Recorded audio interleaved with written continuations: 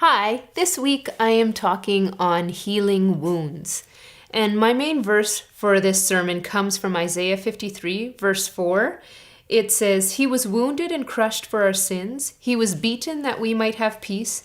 He was whipped and we were healed." And when we read that verse, often many of us have taken it to mean that we get peace and we get healing from the forgiveness of sins.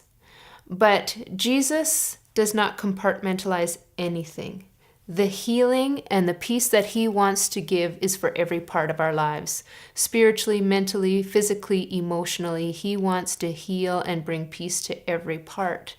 So when we look at something like wounds, many of us don't think that it's possible to be healed from these. And so my question is, why do we settle for less? Why do we not allow God to dive into those areas that where we are experiencing wounding? As I've looked into my own life and my own wounds, I realized that for me it was out of fear. I didn't think God was big enough to heal some of my wounds, and I thought that there would be no good explanation, and so I didn't allow him to dive into those areas. My second realization, or my arrow for this sermon, was that you need to spend time with God in order that he can heal your wounds. We have this spiritual mantra right now where we say, I just am praying without ceasing. I offer up popcorn prayers to God all the time.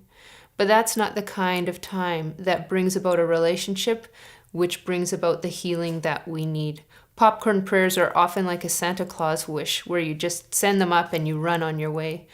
But in order to form a relationship with God where healing can flow through to you, you need to spend time with him. And the last thing, or my light bulb that I realized, was that God does not tolerate sin in his presence at all.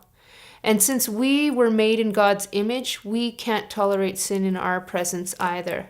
Many of us live in sin, we commit sin, we have sin done to us, but we weren't made to handle it. And so all of us have wounds at some level in our life that we need to deal with. So because we're made in God's image, we need healing for the sin and the damage that it has caused in our lives and the wounds that were created from it.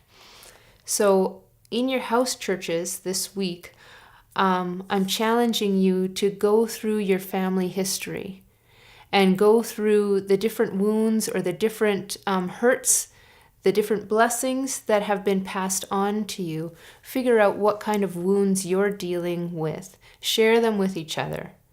And then spend some time just listening and soaking in God's presence, hearing for each other what he wants to do to bring healing to each one of your situations. Have a great week.